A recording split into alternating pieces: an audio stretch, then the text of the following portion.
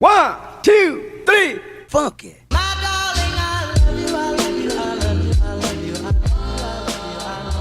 What's up, guys? How we doing? Welcome back to Fun with Dom, where everyone is welcome. I'm your host Dom, broadcasting from London as always. Today's guest is my friend David, and I hope that you will enjoy this new episode.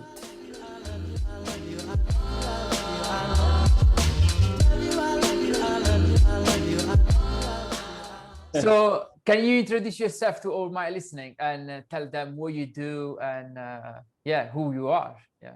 Sure. Okay. So, hi, listeners. So, my name is David Scorteccia, and I've been a live sound engineer for about 12 years. And basically, about 3 years ago, I decided to make this tool called the Sound Bullet.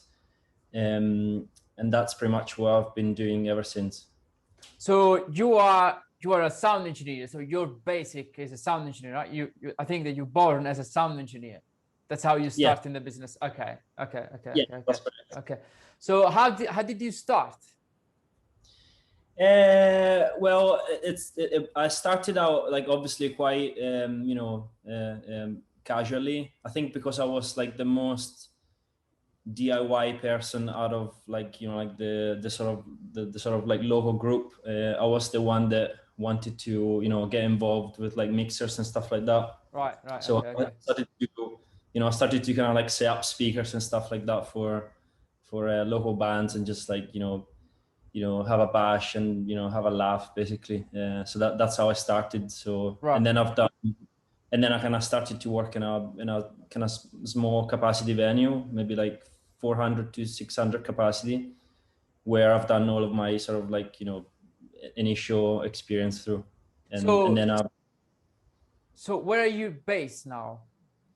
So at the moment I'm in Italy. Okay. But I've been in Glasgow for about 8.5 years. So you can probably tell by the accent. Yeah. I mean, I've been in London for 8 years, but my accent didn't change much. You can hear my Italian accent on, but yeah, it's okay. I mean, I don't think that is easy. That's pretty good. Yeah, I mean, you know what? When people tell me that, it's because I've had 2 English girlfriends. So that's why you need to like try to make always your accent better, try to make yourself understand to them easier and easier. Because at the beginning, my Italian accent was really bad. So when people try to understand me, it was not easy. And I get that. I mean, now I get that, but yeah. So Sound Bullet, how this amazing idea started?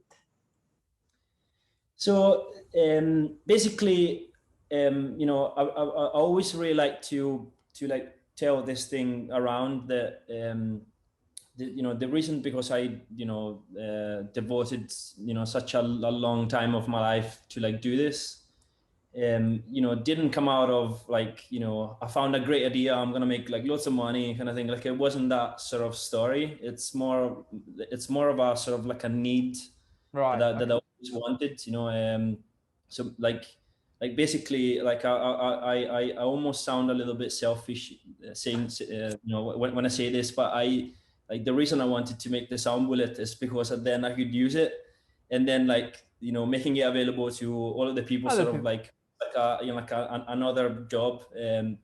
So yeah, I just like I like basically I always wanted to have this like magic tool that is like so small that I can bring with me everywhere I am, so basically I can put it in my pocket.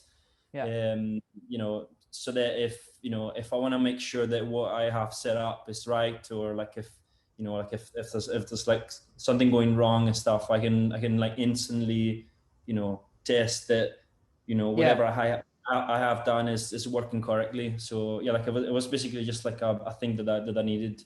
I mean, I've been watching video on your page. I watched the video with Dave Ratt that he was explaining a couple of things, and man, it's just amazing. It's an amazing tool, really small. I don't know if you have got one with you, so we can show. Or you have got Sure. any? Yeah. So somewhere I can fetch it out. Yeah. I've actually got just like a little prototype here that doesn't have some of the part. Oh yeah, actually I've got another one over here. Okay, nice. So, of course, the camera will be yeah, this camera, that's perfect. Or this camera up here, but yeah, this is the thing. So you can see it's very, you know, it fits in your hand. But when I find out, I say, who the fuck did this? I didn't know that was you. I mean, I didn't know anything about you, to be fair. I did a couple of research and I said, wow, first, an Italian guy, so that's good things. Someone that have created something easy to carry, because if you take the normal test, right? I don't know, the Behringer one or the other one, they are so bulky, so big to carry with you. So this one, literally, you put in the pocket and that's it. So it's easy and it's really good because you can do a lot of things. So what is the main things? Which was the main things that I need this in these tools? Which is the main function that you say, I wanted this because this is handy? Well, I think one of the most important, like I wouldn't really call it a functionality, but more of a concept. Okay. Is that this thing is like so portable that you always have it with you. So when I drafted up all of the the specs that I then gave to the electronics engineers, like I wanted this, like I wanted it to have a torch, I wanted this, the other thing, I wanted the jack in it and everything. But if any of these functionalities would have meant that the device would have been like bigger than a certain size, like the device would have failed. So I think like one of the most important things to me is the fact that it's like compact and it is like truly portable, almost as if it's like a Leatherman. But I think like like the main thing that like the sort of idea that kind of made it all what made like the basis for it was the pink noise generator, because like I used to carry around like different types of like pink noise generators, and some other portable generators like gave me like a 1 kHz tone or like a 700 tone, and I just love the fact that pink noise, you can stick it into like a line array, like the top, so you can put it into the subs or like a mid range or like whatever. Yeah. And you can put it into like so many things, and it doesn't sound like there's like an like alarm going off. Okay. I think like a 1 kHz tone is quite handy when you want to sort of like calibrate stuff, or like you wanna like you wanna know that it's something that you are generating as opposed to like, I don't know, like noise floor and stuff like that. So no, I totally understand that. I mean, I'm gonna buy one, as I told you. I didn't buy just because at the moment with no work and stuff, I say I'm just gonna wait, so it's okay. But I wanna touch you on a point, because now I'm checking your website. Before that, I say some stupid things, but so I found on a couple of Facebook group and other kind of things, people debating about the price, right? And I want you try to explain people why is that kind of price, because the price is totally worth it. But I mean, it's easier for me asking you to explain because it's your product. So you say, that's why is that cost. It's not Chinese product and there is all of these on the back. So, I mean, I think that's the opportunity for you to explain why, because a lot of people buy a product, see a high price, and say, no, I don't want to buy because it's too high. But they need to understand that behind the product, there is a process, and that's why a product have that cost. So, like that's a really important factor. And just to clarify that, this is actually like a sort of like R&D issue. Like when I pitched this idea to the engineers, like there was never like a sort of like a target price. Like the price was just gonna be whatever's gonna whatever's gonna be to like manufacture it, plus like like a little margin. So like there was never like sort of like a target value for like how much it should cost, and then like a target value for like how much it should be it should be sold for. So like the you know, like the retail price is essentially just a, you know, just sort of like a consequence of how much it takes to actually make it. Yeah, yeah. And you know, just to sort of like say this out loud, like there's not a huge margin going on the sound bullet, because like every, you know, every part that is like in it, and you know, outside of it, like any aspect of it, it's like the top quality basically. And you know, like I don't want to make a really long list, but you know, like the like no-trick connectors are quite expensive, and Yeah. like if you buy them on, you know, like on a, you know, a common website, you can maybe buy them for like £8.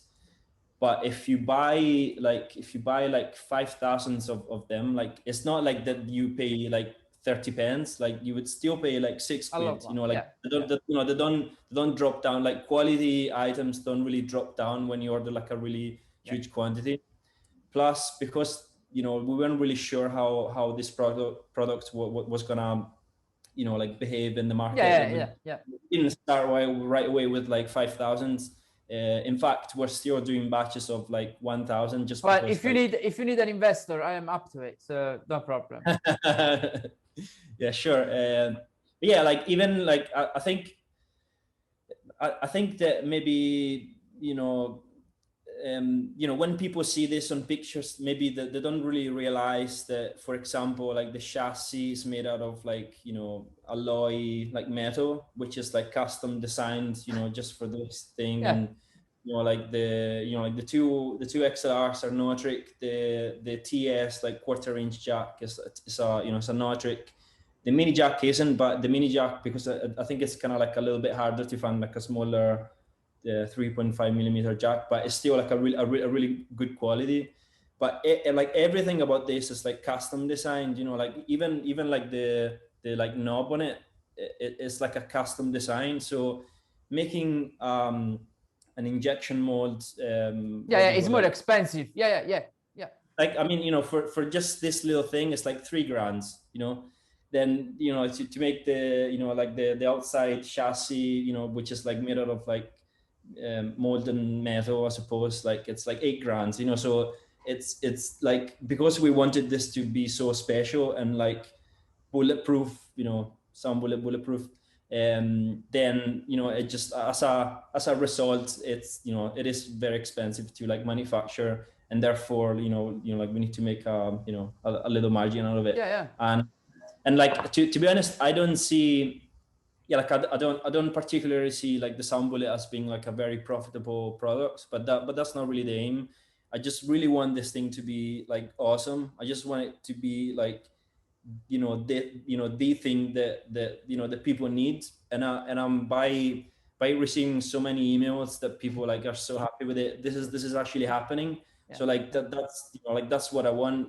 And then maybe with like future products, I'll be a bit more clever about, you know, how much it should cost, because yeah, then like, you know, people complain that it could be a little dear or whatever. You know what, I always say this, in our business, most of the time, if you want to buy something good, it's expensive, starting from a good mic and up to a good keyboard, right? So if you want a quality, you need to pay. I don't understand why some people complain when they buy a mic of £800. You know what I mean? This is a tool that you need for your job. It's like you go, I mean, in Italy, we say, if you go to going like agricultural things, you don't have got the right tools to work in, and you buy a cheap tools, you will never have good stuff to make it, right? And this is the same for us. If you don't have the right tool, you will never end up to do the job in the right way. So yeah, I mean, for me, the price is totally worth it. And I've been speaking with a couple of friends that bought it, and they are really happy, as you said. So I mean, I don't see any problem with that. So how the production is going during the COVID situation? Is everything difficult for you to find stuff, or? Well, so you know, during the sort of like, let's call it the heavy COVID period, which was like, you know, I suppose in, you know, like in April, March, the only issue is that the company here, like in Italy, the manufacturers, the sound bullet had to shut down for like a month. But like I think that any business basically was like many businesses had to like shut down, but that wasn't like a really huge issue. And people that placed a pre-order on it, like didn't really like mind, because they probably understood. There's quite a lot of like demand going on, despite the fact that all of the events are like still. I think probably because of I'm not really sure if it is due to the pandemic or whatever, but it seems that it's becoming a little bit harder to source like electronic components overseas, basically. Right. Okay. Like most of the components that go in the sound bullet are sourced locally. Like the chassis is pressed like maybe like 100 miles away from this place. I mean, I suppose like the noisy connectors come from Germany. Like the pad printing, which is like the graphics on it, are done like like 5 miles away. Like the PCB electronic boards come from a company that's like half an hour away. Nice. Still, all of the resistors, capacitors, and like probably like the potentiometer will come from I think it's called like the Middle East. Okay. So it comes from there.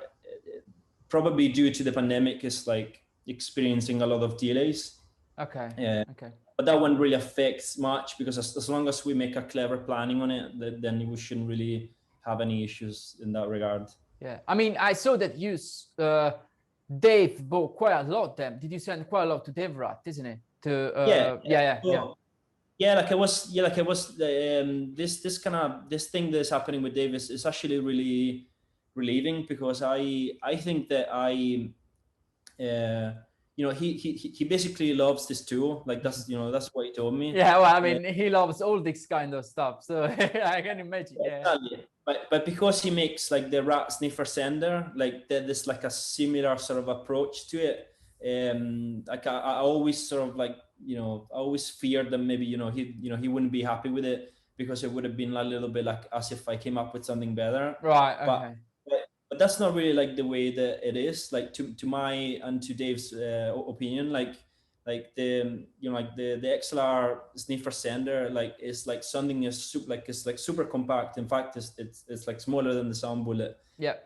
And it's like cheaper, but it allows you to do one test really well. So it allows you to troubleshoot one XLR, like in a really like quick way, which is like it gives you this like instant diagnosis.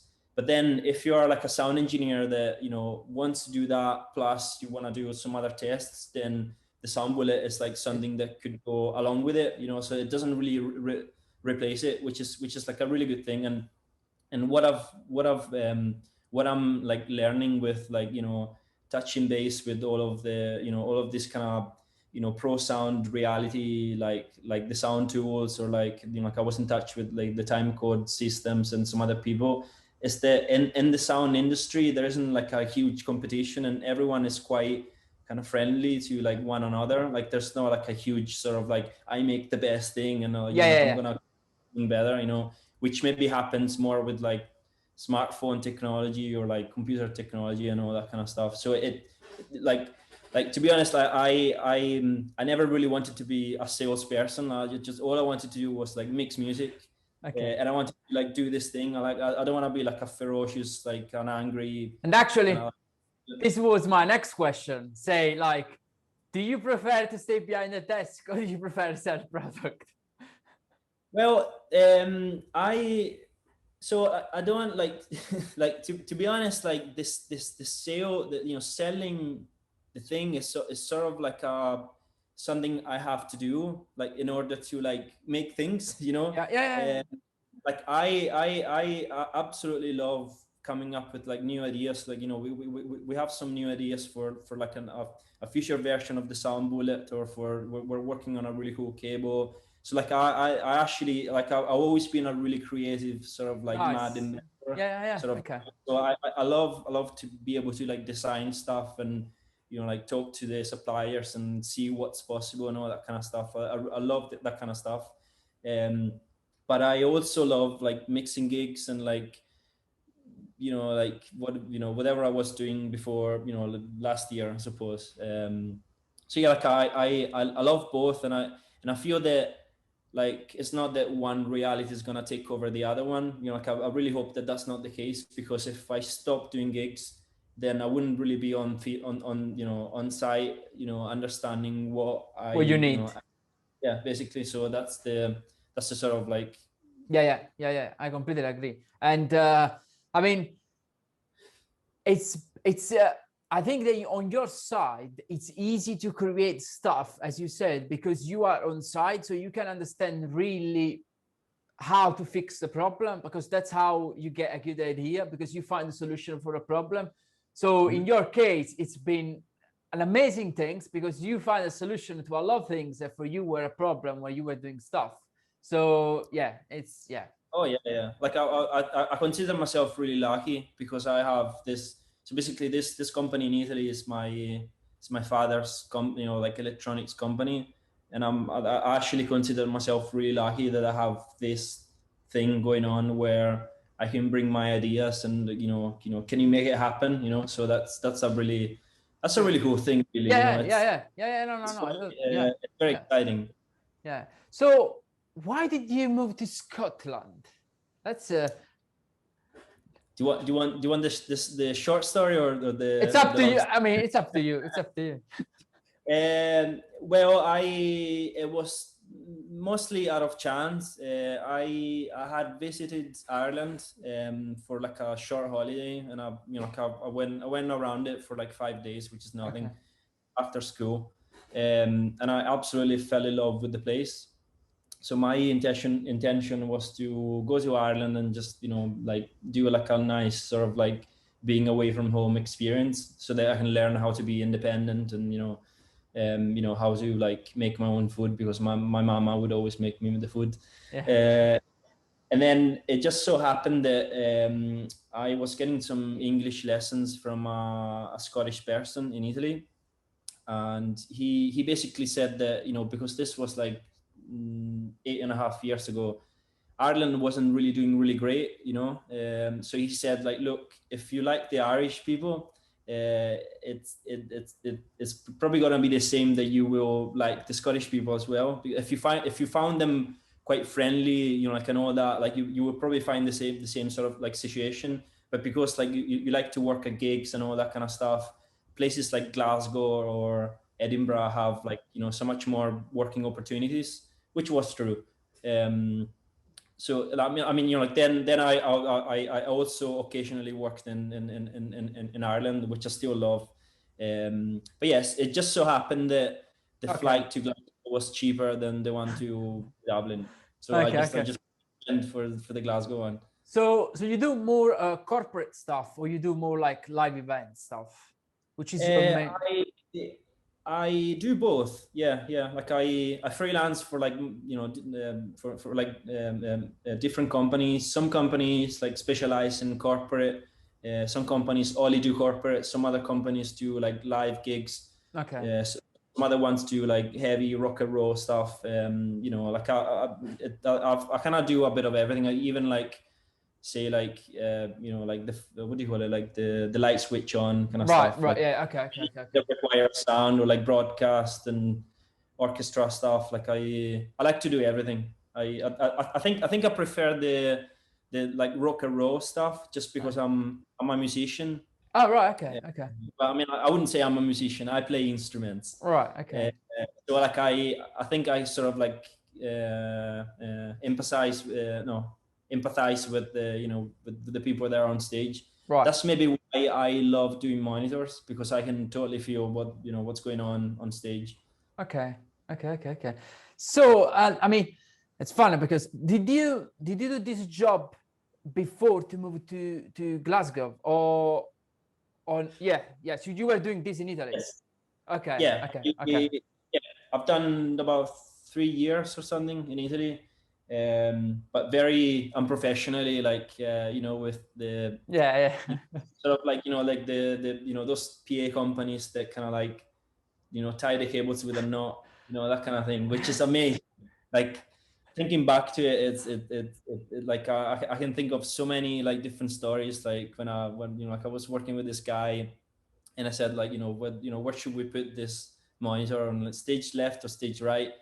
And then he said like, what do you mean? Like it depends from, you know, from like which side you look at it.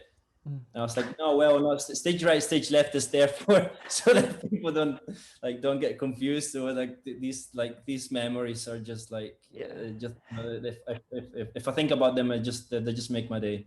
yeah. I mean, I am. I mean, a lot of people that listen to my podcast know already this. But I had a company back in Italy before to move in UK.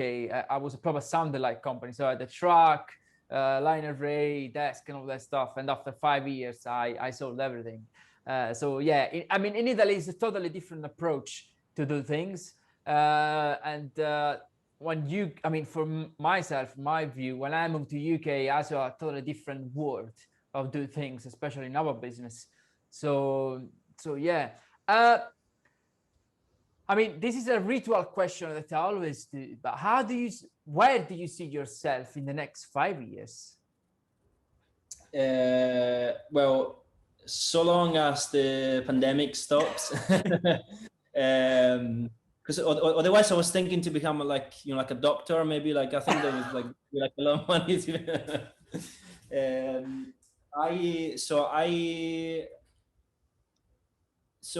I think that I would just continue what I was doing with the, you know, freelance like gig work. But then in terms of what's going on with Sonnect, which by the way I've never mentioned what Sonnect is, but Sonnect is the brand behind like the sound bullet and like and future things that we're working on. But I have some like really exciting products that, you know, that we're working on. So I think that there will be like a lot more exciting stuff to be doing, you know, like that will be happening in 5 years, and I'm actually really looking forward to them. Especially because I'm a really impatient person, and developing products takes forever, you know, compared to the pace that I was used to when I was doing gigs. You know, like when I was doing gigs, like the gig needs to, you know, be set up in the morning and like, you know, like tear it down at night. That's, you know, and you can build that, you know, like a house basically in like one day and take it down. Whereas when you start to like develop, you know, electronics, like you just want to make sure that when you're going to buy 5,000 units of like one thing, is going to be like the, you know, the right thing, and that can take like months, you know. So yeah, I'm really looking forward to 5 years from now, just so that I can see the you know, like the actual results that I'm working on. Okay, so I want to go more on the tech side at this point. Sure. Which is the desk that you most like? Depends on what you know, on what I'm doing. Okay. I'm a heavy 𝐦𝐨𝐬 user for doing stuff that, you know, requires like complicated patching, and especially monitors. I find that if I'm doing like a monitor gig, you know, I can you know, give a lot more when I use a 𝐦𝐨𝐬 desk. And I love the 𝐬𝐸 Pro series when it comes to like mixing from the house. Okay. Anything else? I mean, I've used like most like professional desks, you know, from like any brand. I've not used the new what is it, the Alaneath, like, you know, the touch screen. The D-Live. Yeah. I've never used them, and I hear like really good things, but I never really got a chance, you know, an opportunity to get my hand. Don't let me start, because I will never stop. But I mean, I am a heavy Alaneath user. I own an SQ5 actually, the small one version.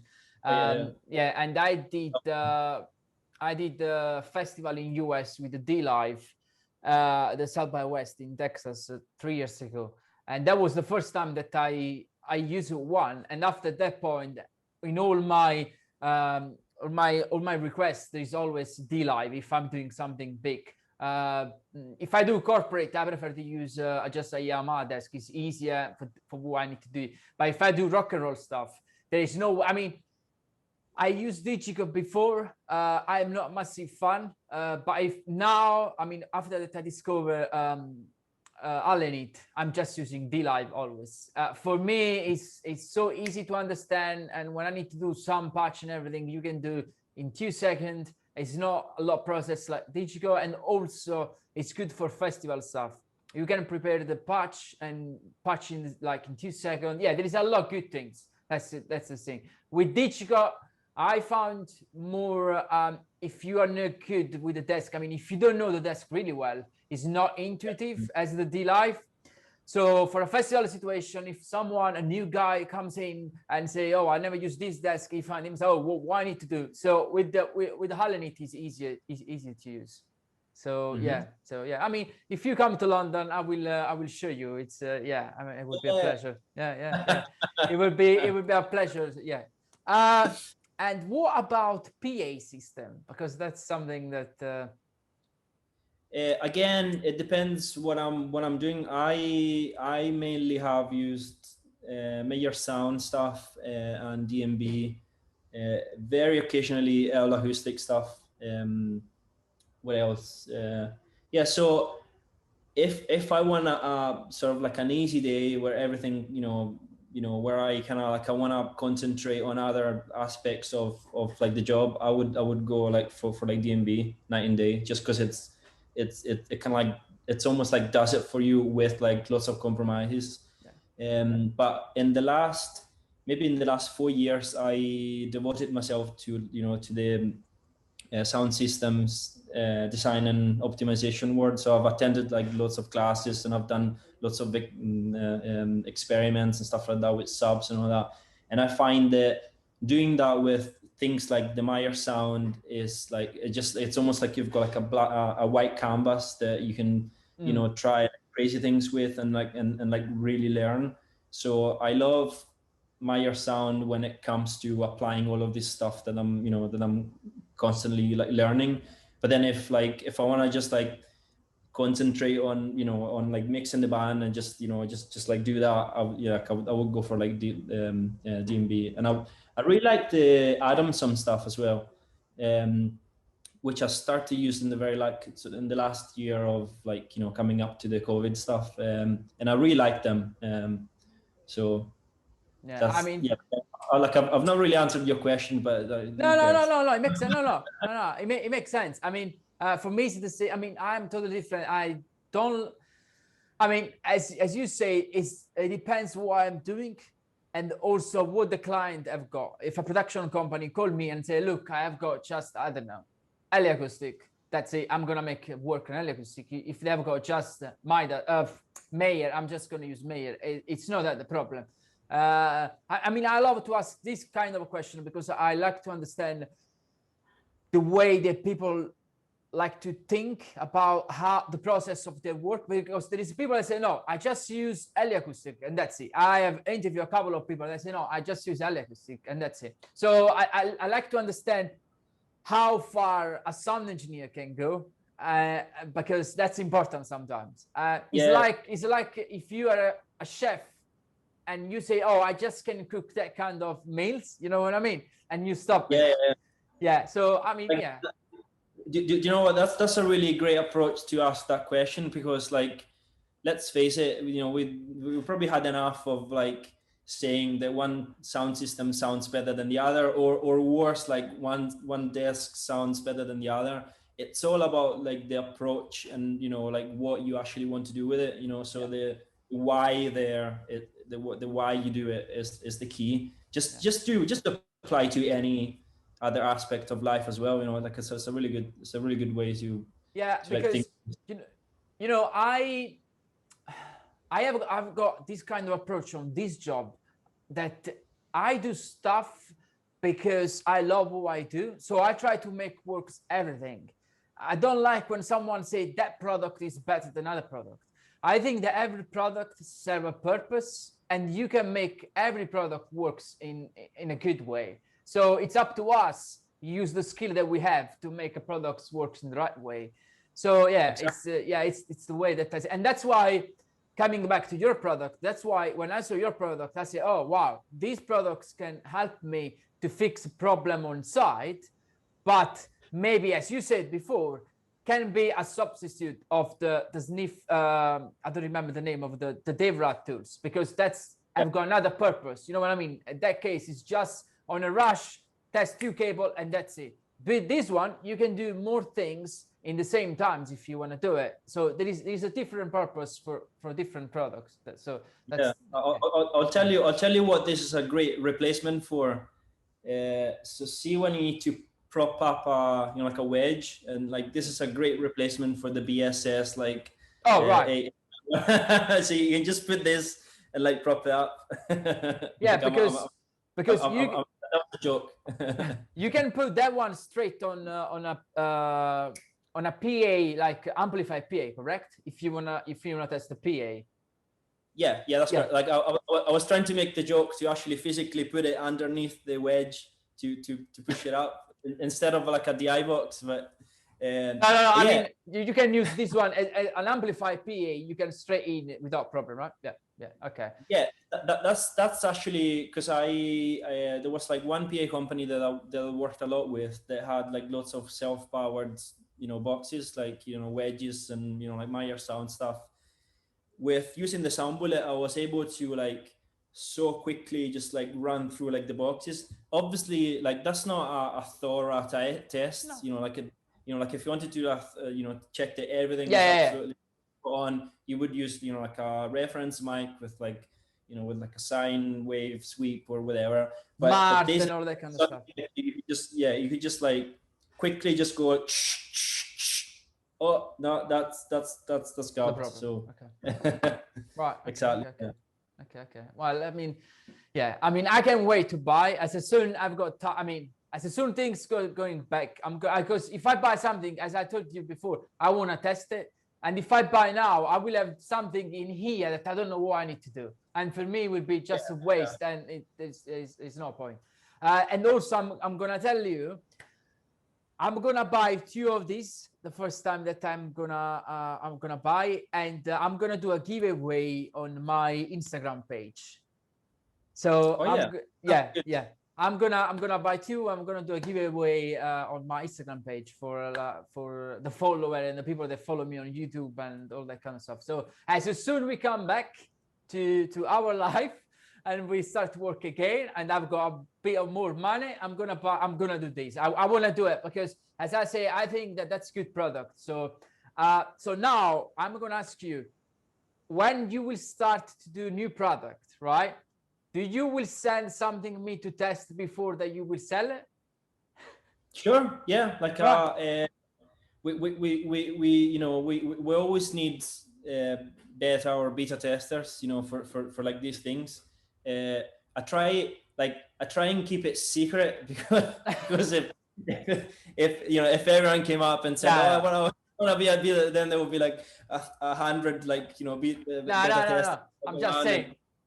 Yeah, absolutely. I didn't was expecting to say yes. I say, well, I will say no, but I mean, you say yes, so that's good point. Yeah. That's good thing. That's fine. Said yes. So that's good. So last question and after, because I try to keep these always short. I don't like to do, because a lot of people don't like to listen an hour or 2 hour of podcast. I did something and they say, why you do an hour of podcast? It's too long. So I'm gonna try to keep things easier. My last question was, how was your approach when you start all of this? Like, did you feel comfortable? You were scared? Just because there's a lot of people that want to start like maybe a new company doing other kind of stuff or different things. Maybe you as a young guy approach these new things coming from another business. You say the problem that you face, or you were scared to do something, or did you? Yeah, if you have got any thoughts about this, it would be I think. Well, there's kind of like 2 sides to this answer. Like maybe one is like, like just my experience, which is like maybe a little bit different to some other experiences that people could have, and maybe like a really good tip that I could give to people that want to like do this stuff. So my personal experience was that I sort of like had this safety net of like this already established like company. So like I didn't really need to go through any Kickstarter kind of process and like and stuff like that. Okay. So yeah, like I was quite lucky with that. And secondly, like I was, you know, like I didn't really like, I didn't dive in it like completely, you know, like I visited this, you know, this manufacturing company every like 1 to 2 months. So like I wasn't really all the time here. I kind of like I let the people like work on it, and that's maybe why it took so long as well, because I wasn't really present here. But now that I'm here, like, you know, like future products could be a bit faster. But so yeah, like I obviously, yes, I was a little bit scared that especially when they were asking me, you know, like all of the you know, like the people that, you know, purchase like components, like when they ask me, so should we go for like a batch of 500? And I was like, I don't know, I'm not sure. What if it doesn't sell, or like whatever. So like that's maybe what I was scared about, but it turned out to be quite good, you know. One tip I would like to give to anyone that you know, that wants to do something like this is that if you have a great idea, you know, if you have like a great idea that you feel really passionate about, and you feel like it's yours, and you really want to, you know, push it through, anything else is just something that you need to do to get it. It's like if you want to get this really cool car because you love the cars or whatever, but by the way, I'm not a car fanatic, but so if you want to get this car, like all of the paperwork that you need to go through, like, you know, all of the VC5 or like whatever, that's just like a thing that you need to do. But it's the fact that you already want to do it, it just makes all of that process like a lot easier. Whereas if you were just presented with like, hey, here's some paperwork in the off chance that you might get a car, then you'll be like, no, I don't really want to do that. So a really important thing is like, it's like the ideas, and then everything is like a consequence, because you can find investors, you can do a Kickstarter, like anything is possible, you know. So, and yeah, like as long as you're passionate about something, there's no limits, you know. It's just maybe like a matter of time and a matter of like personal effort. So that's like the one tip. And I would love to be in a world where there's all of these like small communities that, well, like I wouldn't say community, but in the sound engineering pro audio world, there are these like little entities that just like scratch their heads and go, I need a screwdriver that fits inside here. Yeah, let's do it. It will take a couple of months to come up with, and then, you know, like they make it. So they sort of like become the electricians of the community. It's like, you know, like if we want this thing, we just ask him. So I feel that Sonnect in this case is like it's like the, you know, the tech person in this community. Like I really want to make available things to the sound engineering community, and this is how much it costs, kind of thing. So that's like the way that I see this little work. No, it makes sense. It makes totally sense. I mean, I see it the same way. There is no one that can say to you something is not possible to do it. If you want to do something, you can do it. There will be a problem during the way. You will end up to face some problem. But if you want to do something, you can totally do it. 2021, everything is possible to do. Also, if there's apart from pineapple on pizza, like that's no. That's please. Yeah, that's not that. Yeah, don't do it. Like, don't do it. I mean, the problem is that you can. The problem is that you can do it. Like that's the issue, you know. Like the people shouldn't be allowed. Oh man, yeah. I saw a couple of what it was. I think that was I think that was in US, and we were in a pub, and someone ordered like a pineapple. Oh man, I'm also in London. I saw a couple of people. I don't remember. I don't remember. It was not an Italian restaurant. It was like one of that kind of fake Italian restaurant. And I say, I want a pineapple pizza. I said, what the hell? But anyway, yeah. Anyway, David, thank you so much for your time. No problem. I am sure that I will have you here with a new product as soon we will have you one. So we'll do another interview with a new product. And thank you for your time. Yeah. Thank you for your time, and thank you for creating this amazing product. I really like it because if you did it, because there was a needed in the business, and I can see why you did it. So thank you again, and I will see you in the next one. Thank you, likewise. I love you, I love you, I love you. Thank you once again for listening, guys. Please follow us on Facebook, Instagram, Spotify, and YouTube to listen more episodes. And remember, be positive. Life is one.